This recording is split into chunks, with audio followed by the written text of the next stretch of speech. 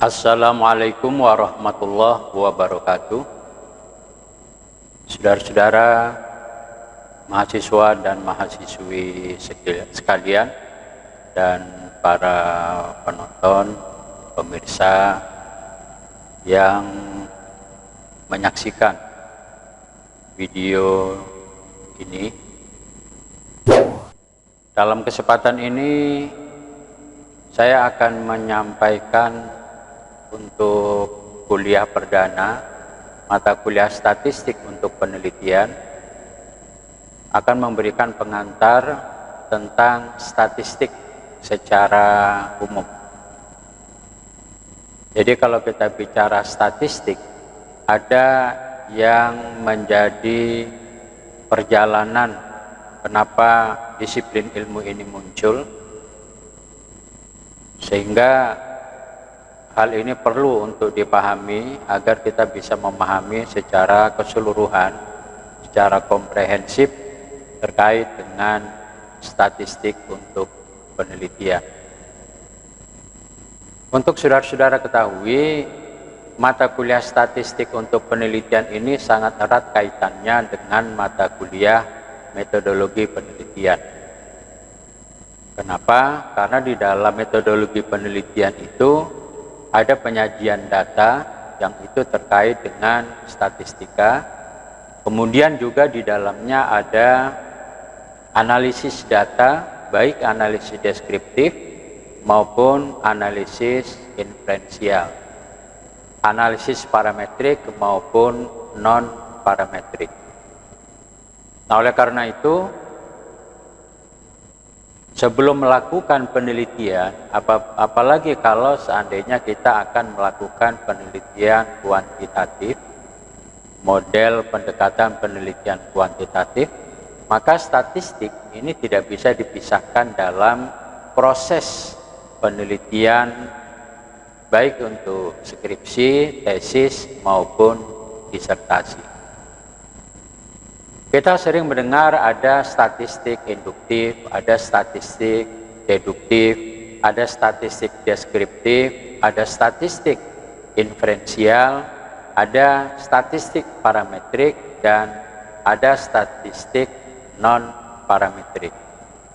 Nah, bagaimana kedudukan, posisi, struktur, atau hierarki hubungan antar jenis-jenis atau istilah yang digunakan di dalam statistika tersebut. Nah, oleh karena itu, pertemuan kali ini kita akan membahas tentang statistik, pengertian statistik secara keseluruhan, baik secara etimologi maupun secara terminologi. Lalu bagaimana hubungan antara statistik parametrik dan non-parametrik, deduktif dan induktif, kemudian statistik deskriptif dan statistik inferensial. Nah, oleh karena itu, sebelum itu kita perlu memahami atau mengerti tentang pengertian statistik. Nah, kata statistik digunakan oleh Gottfried Eichmann ini, dia hidup pada tahun 1719 sampai 1772. Kemudian beliaulah yang pertama kali menggunakan istilah atau kata statistik yang kemudian dikembangkan atau diteruskan oleh Zimmermann. Beliau memperkenalkan kata statistik ke negeri Inggris, yang selanjutnya kata statistik itu dipopulerkan oleh Sir John Sinclair. Ya, secara etimologi, kata statistik berasal dari bahasa Italia statista, yang berarti negarawan atau ahli kenegaraan. Kenapa menggunakan kata statista yang berarti negara atau kenegarawan? Karena sejak lama atau sejak dulu kata statistik itu banyak digunakan untuk kepentingan negara saja. Nah, oleh karena itu disiplin ilmu statistik itu banyak digunakan dalam kehidupan bernegara. Oleh karena itu pada saat ingin merumuskan statistik sebagai sebuah disiplin ilmu, menggunakanlah istilah kata statista. Sebenarnya nama statistik itu sebenarnya jauh sebelum abad ke-18 atau sejak permulaan sejarah manusia, prinsip-prinsip dasar statistik itu sudah digunakan oleh manusia. Mereka sudah mengenal pencatatan dan mempergunakan data dalam kehidupannya. Hanya saja memang di zaman itu statistik itu dimaknai atau dipahami, digunakan secara sederhana. Statistik ini di dalam perkembangannya tentu tidak terlepas dari ilmu matematika, di mana di dalam ilmu matematika itu sebagai prinsip-prinsip dasar bagaimana menyajikan data statistik di dalam kehidupan manusia. Nah, ini sebabnya mengapa statistik itu sebenarnya jauh sebelum abad ke-18 itu sudah digunakan dalam kehidupan manusia. Kita bisa membayangkan pada saat manusia belum tahu hitungan 1 sampai 10, 1 sampai sekian juta, sekian miliar. Pada saat manusia belum mengenal jam, tanggal, bulan, hari, tahun, terbayang tidak oleh kita bagaimana saat kita akan membuat janji, membuat sebuah kegiatan, dijanjikan pada waktu tertentu. Nah, kalau sekarang kita bisa, katakanlah mau acara pernikahan, disepakati oleh dua keluarga, baik, pernikahan akan dilakukan pada tanggal 20 Maret 1995. Atau kalau yang akan datang,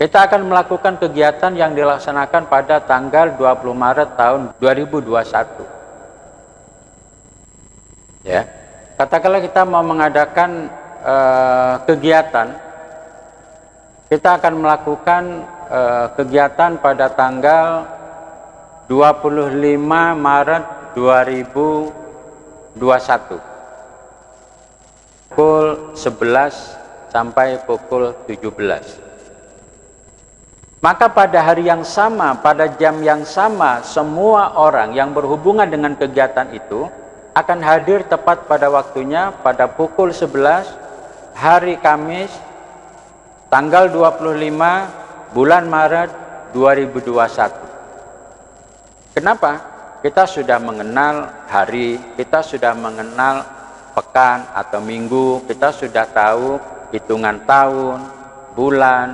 jam, menit, detik.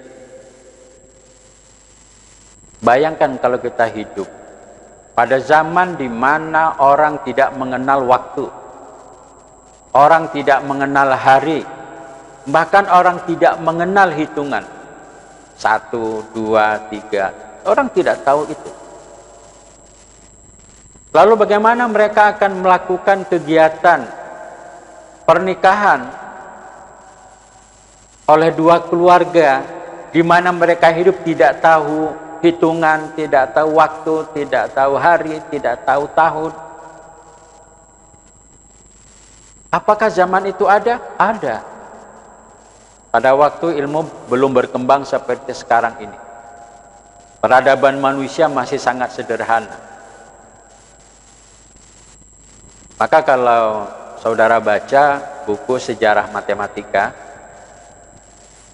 pada zaman di mana manusia belum mengenal waktu, belum mengenal tahun, bulan, dan hari, bagaimana mereka akan melakukan sebuah kegiatan yang disepakati bersama. Contoh sederhana tadi mau melakukan pernikahan. Maka kedua keluarga yang akan merundingkan rencana pernikahan itu, mereka datang bertemu di satu tempat, lalu mereka membawa seonggok batu.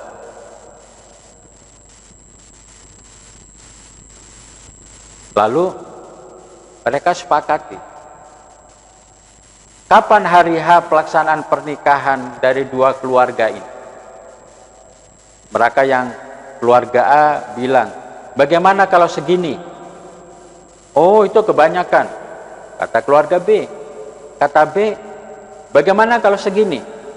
Segini itu apa? Segini itu adalah sebuah tempat yang isinya adalah kumpulan dari sejumlah kerikil atau sejumlah benda keras,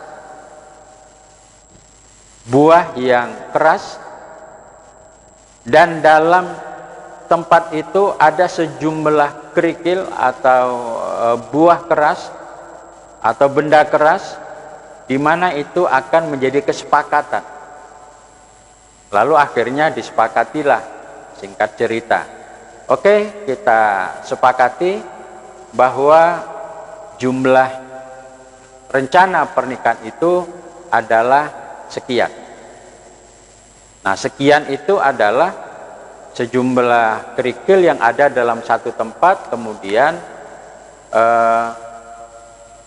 mereka tidak bisa menghitung jumlahnya berapa, tapi kira-kira sebanyak itu.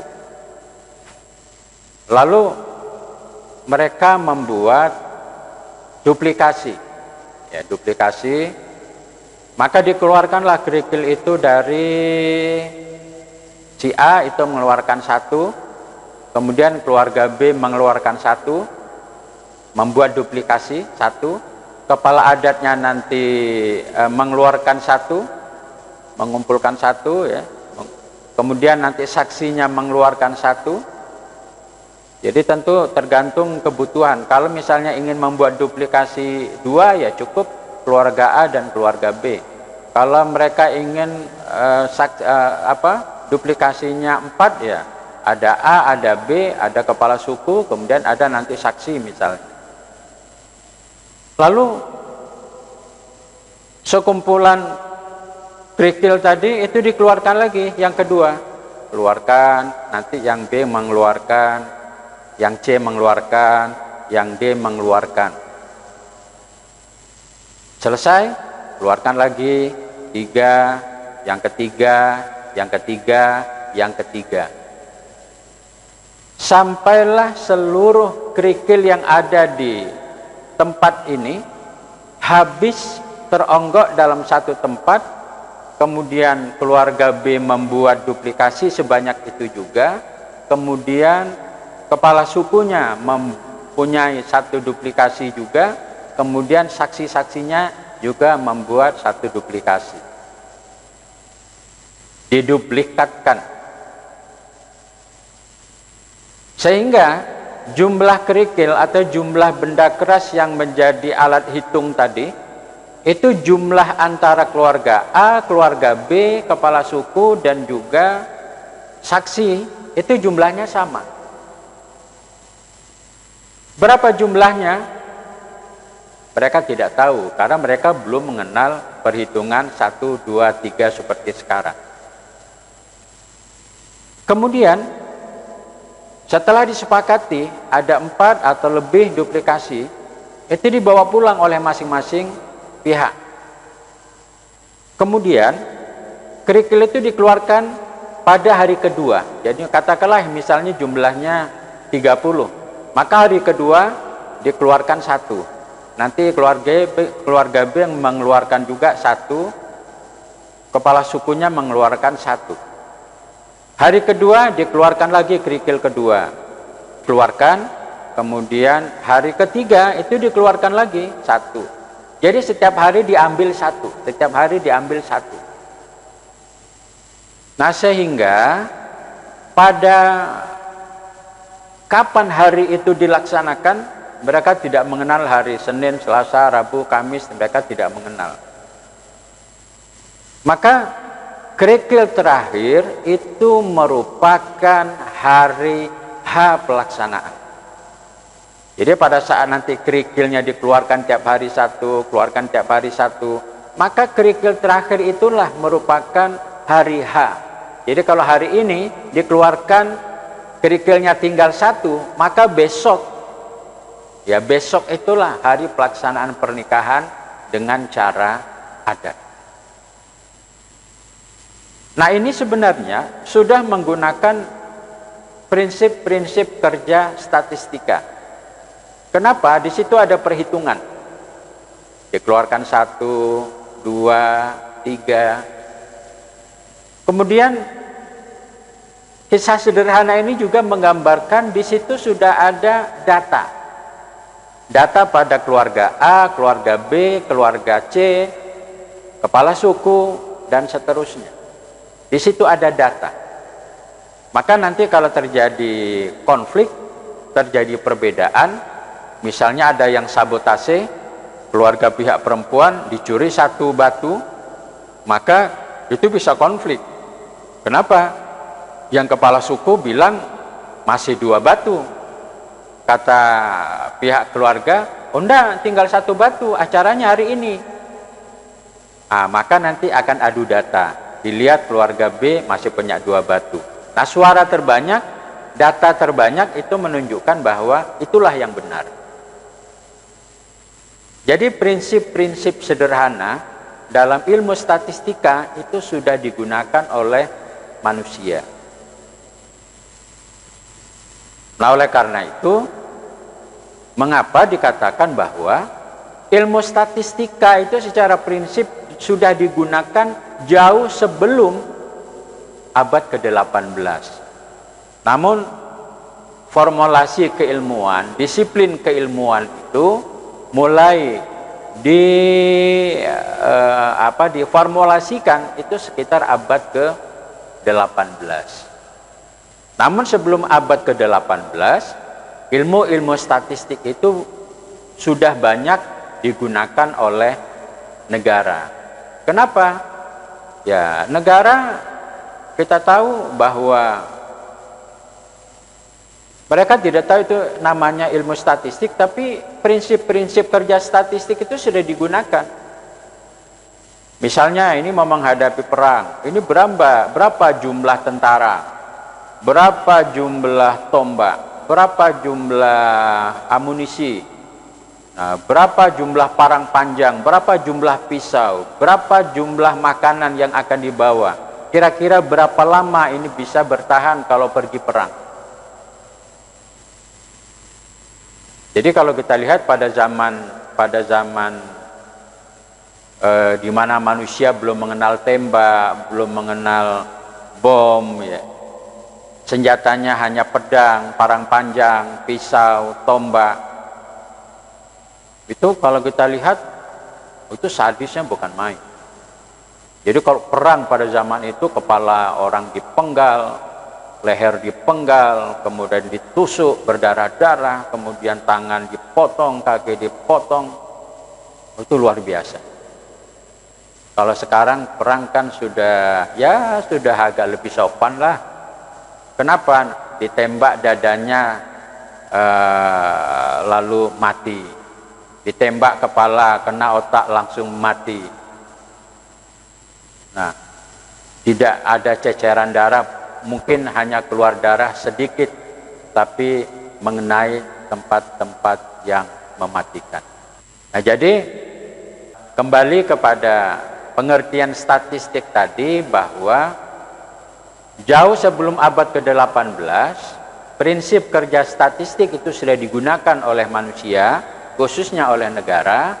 Kemudian jauh sebelum abad ke-18, prinsip-prinsip ilmu statistik itu sudah ada, namun baru diformulasikan menjadi sebuah disiplin ilmu itu sekitar abad ke-18. Baik, selanjutnya pengertian statistik secara terminologi atau ditinjau dari segi terminologi. Maka pengertian statistik itu mempunyai beberapa makna atau beberapa pengertian. Yang pertama, pengertian statistik dilihat dari data, statistik sebagai data. Nah, maka pada saat statistik dilihat sebagai data, maka statistik adalah merupakan kumpulan bahan keterangan yang berupa angka atau kumpulan angka yang menunjukkan tentang kegiatan hidup tertentu mengenai keadaan, peristiwa, atau gejala tertentu. Ya. Jadi statistik sebagai data bentuknya adalah bahan-bahan keterangan di mana bahan keterangan itu berupa angka atau kumpulan angka-angka yang menunjukkan tentang kegiatan hidup tertentu. Namun kalau kumpulan angka itu tidak memberikan tentang informasi tertentu, informasi tentang keadaan, peristiwa, gejala, atau kegiatan, maka dia tidak menjadi sebuah data. Jadi data statistik itu merupakan kumpulan angka-angka. Nah, ini misalnya begini. Misalnya saya kasih contoh. Ini 8, 7, 6, 8. Ini adalah kumpulan angka-angka. Ya, kumpulan angka-angka di mana angka-angka ini tidak menggambarkan apa-apa. Ada angka 8, 6, 7, 6, 8, 7. Apakah ini data statistik? Bukan. Kenapa? Di dalam angka ini tidak menggambarkan sebuah informasi. Katakanlah kita bikin 80, 60, 70, 80, 75 misalnya ya. Nah, kapan ini akan menjadi sebuah data statistik ya? Jadi dalam pengertian statistik ditinjau dari data adalah kumpulan angka yang di dalam kumpulan angka itu mengandung informasi. Jadi tidak semua kumpulan angka-angka itu mengandung informasi. Jadi contohnya itu seperti ini. Nah, ya, contoh. Nah, contohnya seperti ini. Maka ini dia tidak menjadi sebuah informasi. Tapi kalau ini kita kasih penjelasan, misalnya ini adalah nilai statistik untuk penelitian.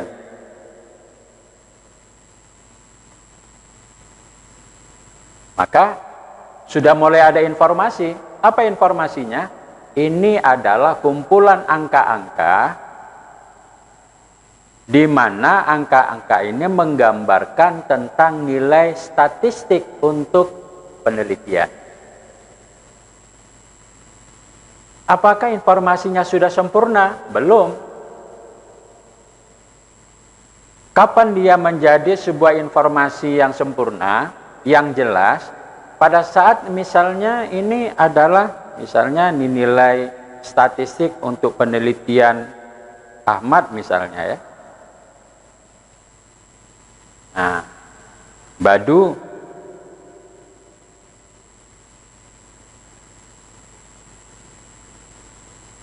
misalnya seperti ini, Badu. Siapa lagi? Cici misalnya.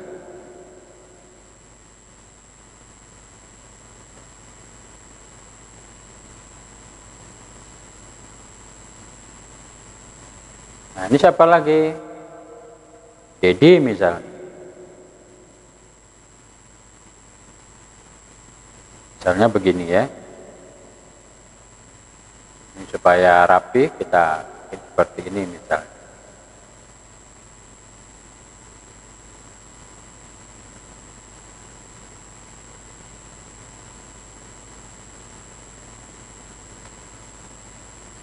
Nah, ini baru mendapatkan gambaran tentang nilai.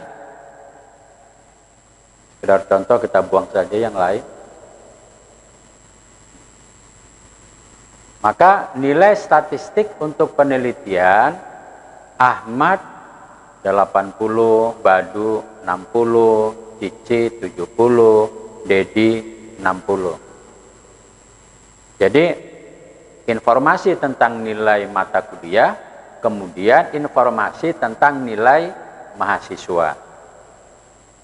Akan lebih bagus lagi kalau misalnya ini kita tambah, cari lagi informasi, ini punya siapa, program studi mana, misalnya prodi pendidikan matematika.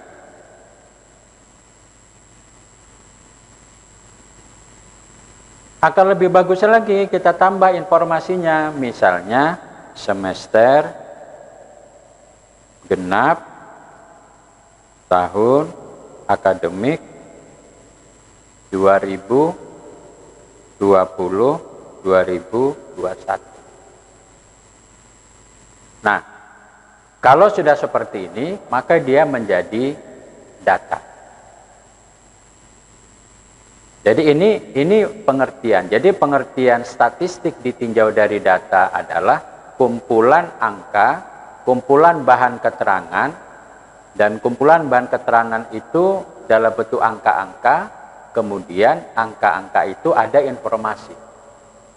Jadi kalau dia tidak ada informasi, maka dia bukan data statistik. Nah, oleh karena itu, data statistik adalah kumpulan bahan, kumpulan angka-angka yang menggambarkan informasi-informasi tertentu. Maka dari sini kita lihat, ini adalah informasi tentang nilai statistik, program studi pendidikan matematika, semester genap tahun akademik 2020, ada nilai mahasiswa, Ahmad, Badu, Cici, Dedi, besarannya. Jadi ingat, pengertian statistik ditinjau dari data adalah kumpulan bahan keterangan yang berupa angka atau kumpulan angka yang menunjukkan tentang kegiatan hidup. Ya, kegiatan hidup itu banyak. Keadaan ya misalnya keadaan ekonomi, kaya, sedang, miskin, sejahtera, prasejahtera, ya bisa juga peristiwa. Ya, peristiwa ya gejala peristiwa mulai dari pertama sampai peristiwa terjadi sampai peristiwa itu selesai. Misalnya kebakaran, ya. Kebakaran, mulai terjadinya kebakaran karena terjadi listrik yang konslet atau konsleting listrik, kemudian membakar rumah sampai rumah yang terbakar 200 unit, meninggal 25 orang, luka-luka 50 orang, kemudian selamat dengan baik ada 150 orang. Itu menggambarkan peristiwa. Atau gejala tertentu. Gejala tertentu adalah informasi-informasi awal yang menggambarkan tentang keadaan tertentu. Nah, misalnya kena COVID, apa gejalanya? Nah, dari penduduk di sebuah kampung atau sebuah kota, ada katakanlah 500 orang yang tidak bisa mencium, itu ya kehilangan penciuman ada 50 orang. Yang tidak bisa lagi merasakan itu semuanya tak ada rasa manis, asin, ada 75 orang. Kemudian yang sesak napas ada 75 orang. Yang batuk-batuk ada 125 orang. Kemudian ada yang demam 110 orang. Maka itu gejala yang menggambarkan tentang kemungkinan terjadinya wabah COVID di daerah tersebut. Jadi selalu ada angka-angka yang menggambarkan tentang keadaan. Jadi kita langsung mendapat sebuah pemahaman. Oh, dari 500 orang ternyata yang tidak bisa mencium ada 150 orang. Berarti sekitar sepertiga itu tidak sudah kemungkinan terjangkit COVID. Jadi dari angka-angka itu kita punya konsep, punya pemahaman tentang apa yang sesungguhnya terjadi. Nah inilah, maka statistik sebagai data harus menggambarkan tentang peristiwa tertentu, keadaan tertentu, atau gejala tertentu. Kemudian yang kedua, statistik sebagai kegiatan. Jadi pengertian statistik adalah sebagai kegiatan. Nah, maka pengertian statistik ditinjau dari kegiatan, maka pengertian statistik itu adalah proses kegiatan statistik yang dimulai dari pengumpulan data, penyusunan data, pengumuman dan pelaporan data, serta analisis data. Jadi, statistik sebagai kegiatan adalah proses kegiatan mulai dari mengumpulkan data, sampai analisis data, dan sampai nanti membuat sebuah kesimpulan. Maka yang kita pelajari nanti di dalam statistika itu adalah proses dari mengumpulkan data itu sampai nanti menganalisis, menyimpulkan dari apa yang sesungguhnya terjadi di lokasi tempat kita mendapatkan data statistika. Maka yang kita pelajari yaitu mengumpulkan data, menyusun data, kemudian setelah kita susun, kita analisis, kemudian nanti baru kita membuat kesimpulan apa yang sesungguhnya terjadi. Kalau ini yang terjadi, apa yang mesti dilakukan? Bagaimana cara mengatasi masalah itu? Nah, tentunya nanti bagaimana data itu dikumpulkan, nanti ada di metodologi. Kumpulan data yang diperoleh dengan menggunakan instrumen. Mulai dari nanti ada angket, kemudian ada wawancara, ada observasi, kemudian ada tes, ada dokumentasi, ada skala bertingkat. Itu adalah instrumen atau alat-alat yang digunakan untuk mengumpulkan data. Lalu data itu dikumpulkan nanti dalam bentuk apa, jenis datanya apa. Nah, itu nanti dipelajari di statistika. Maka kita nanti akan mengenal ada namanya data rasio, ada namanya data interval, ada namanya data ordinal, ada namanya data nominal. Nah, kemudian jenis data itu nanti harus kita susun. Harus kita susun, kita sajikan, karena kalau nanti data itu berserakan, dia tidak bisa dibaca. Ada kumpulan angka ya, katakanlah misalnya hasil ujian, ada 30 orang, sudah dikoreksi, tapi berserak. Kalau ditanya, berapa yang paling tinggi nilainya, berapa yang paling rendah nilainya, kita tidak bisa membaca, harus ngecek satu-satu. Maka supaya data itu mudah dibaca, mudah dipahami, mudah mendapatkan informasi, maka data itu mesti disusun. Bagaimana cara menyusun data atau penyajian data, nanti akan kita pelajari di sesi khusus. Nanti data itu disusun ada dalam bentuk narasi, ada dalam bentuk tabel, ada dalam bentuk diagram, ada dalam bentuk tabel presentasi, dan seterusnya. Nah, bagaimana cara menyajikan, menyusun itu, nanti inilah yang akan kita pelajari. Dan itu adalah merupakan proses kegiatan. Jadi data dikumpulkan menggunakan instrumen, jenis datanya ini, lalu disusun, disajikan. Nah, semua itu ada ilmu. Misalnya, data kita dalam bentuk data rasio interval, maka itu bisa disajikan nanti dalam bentuk diagram batang atau diagram baris. Tapi kurang tepat kalau menggunakan diagram lingkaran atau diagram pastel. Kenapa? Kalau diagram lingkaran atau diagram pastel itu lebih cocok untuk data ordinal dan data nominal. Bagaimana cara menyusunnya? Ada aturan. Itulah yang akan kita pelajari di dalam statistik, bab tentang bagaimana menyusun dan menyajikan data. Untuk apa? Untuk membuat pelaporan supaya mudah dibaca, mudah dimengerti, orang gampang mengambil informasi. Bentuknya nanti dalam bentuk narasi, atau dalam bentuk tabel, atau dalam bentuk diagram. Lalu dalam statistika, karena kita akan melakukan analisis, maka tidak cukup data itu disajikan dalam bentuk tabel. Nah, maka data itu mesti dianalisis. Analisis itu kita mencoba mengungkap sebuah informasi yang ada di balik angka-angka.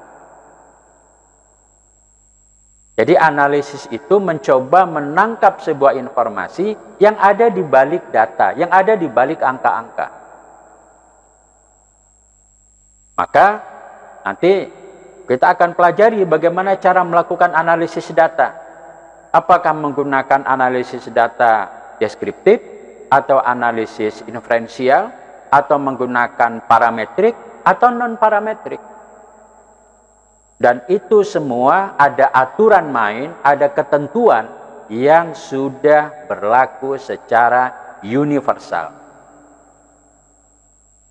Misalnya kita akan melakukan analisis dengan menggunakan korelasi product moment. Maka kita harus ikuti aturan-aturan yang ada di dalam analisis statistika dengan menggunakan korelasi product moment. Maka proses dari mengumpulkan data, menyusun, menyajikan, menganalisis, sampai membuat kesimpulan, itu adalah proses kegiatan. Untuk menjalankan itu, perlu metode, perlu teknik, perlu aturan main. Maka yang ketiga, statistik. Pengertiannya ditinjau dari metode. Maka statistik sebagai metode, statistik sebagai aturan main, itu adalah cara-cara tertentu yang digunakan dalam mengumpulkan. Nah ini.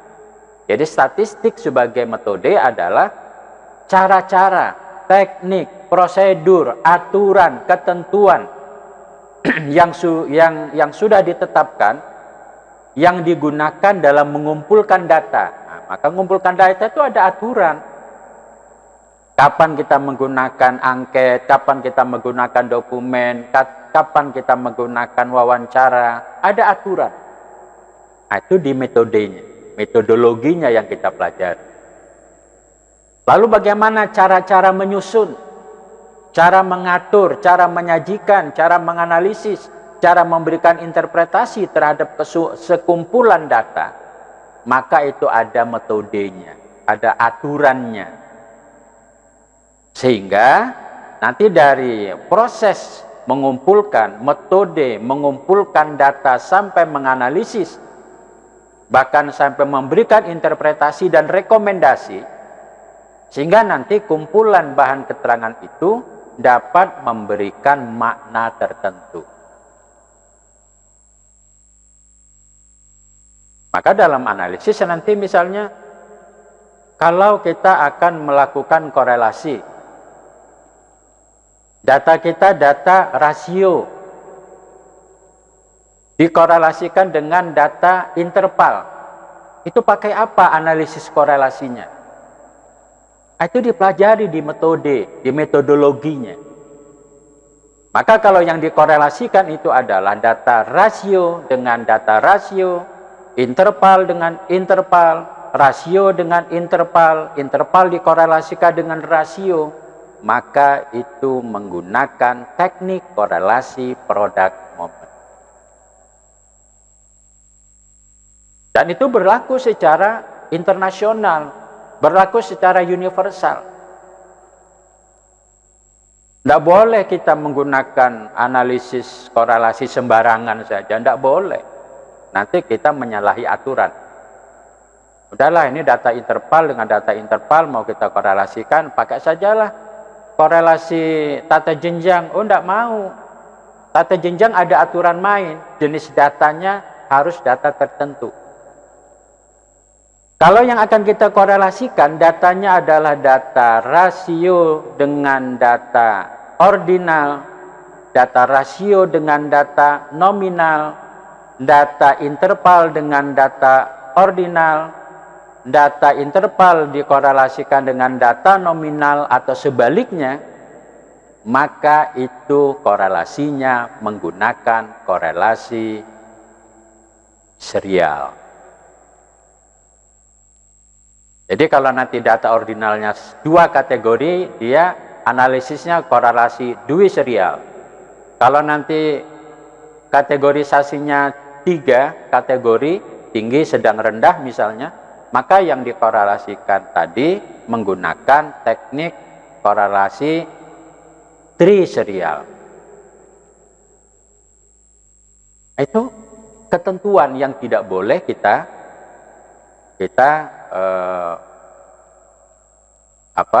langgar begitu saja. Begitu juga nanti kalau data yang akan kita korelasikan data ordinal dengan ordinal, ordinal dengan nominal, nominal dengan nominal, itu pakai apa? Maka menggunakan korelasi kontingensi. Nah, maka di sini kita lihat ada aturan. Belum lagi nanti kalau kita bicara prasyarat analisis. Kapan kita boleh menggunakan korelasi produk momen? Ada syaratnya. Kapan kita boleh menggunakan korelasi kontingensi? Ada syaratnya. Nah, inilah yang dipelajari nanti di dalam metodologi ilmu metode melakukan analisis dalam statistik atau statistika. Oke, jadi tata cara, aturan dalam mengumpulkan data, menyusut, menyajikan, menganalisis, dan memberikan interpretasi, itu adalah pengertian statistik atau pengertian statistik dilihat atau ditinjau dari metode. Kemudian yang terakhir, pengertian statistik ditinjau sebagai ilmu, yaitu ilmu pengetahuan yang membahas dan mengembangkan prinsip-prinsip, metode, prosedur yang ditempuh dalam pengumpulan data angka, penyusunan dan pengaturan data angka, penyajian data angka, analisis terhadap data angka, pengambilan kesimpulan, membuat estimasi dan prediksi. Nah, ini jadi ilmu yang mempelajari. Kalau tadi metode itu kan tata cara, aturan, metodologinya, tekniknya. Maka nanti di dalam statistika ada nanti bagaimana kita akan melakukan analisis terhadap data-data kesehatan. Maka nanti ada ilmu tentang statistik kesehatan, statistik sosial, statistik pendidikan, statistik ekonomi, dan seterusnya. Maka nanti ada aturan bagaimana ilmu statistika dalam keilmuan ekonomi, dalam keilmuan pendidikan. Maka prinsip dasarnya sama, hanya saja nanti angka yang digunakan itu adalah angka-angka sesuai dengan bidang yang kita teliti. Kalau kumpulan bahan keterangan itu nanti banyak diambil dari pendidikan, data-data pendidikan yang dianalisis, yang disusun, kemudian yang dianalisis, maka dia menjadi statistik pendidikan. Tapi prinsip dasarnya sama. Jadi kalau misalnya seorang peneliti akan menggunakan korelasi produk moment, korelasi produk moment itu digunakan untuk statistik apa saja, baik itu statistik pendidikan, statistik ekonomi, statistik sosial, statistik hukum, maka dia menggunakan rumus yang sama, aturan yang sama sesuai dengan ketentuan korelasi produk moment. Nah, oleh karena itu, yang keempat ini, pengertian statistik adalah ilmu pengetahuan yang membahas dan mengembangkan prinsip-prinsip, metode, dan prosedur, mulai dari mengumpulkan data sampai menganalisis dan menginterpretasi untuk apa? Membuat estimasi dan prediksi. Maka disinilah letak bagaimana kelebihan prinsip dasar ilmu statistik itu sesungguhnya adalah bagaimana kita mampu melakukan estimasi dan prediksi.